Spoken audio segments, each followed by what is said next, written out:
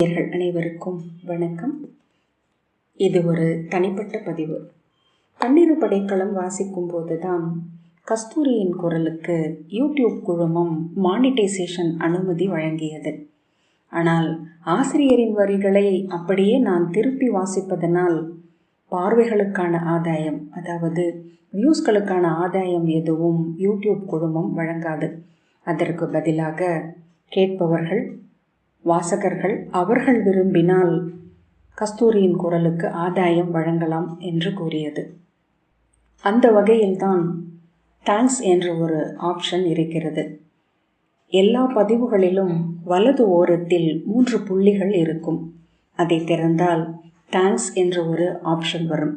அதை திறந்தால் அதில் இருக்கும் ஊதா நிற பகுதியை தொட்டால் தொகை தெரியும்.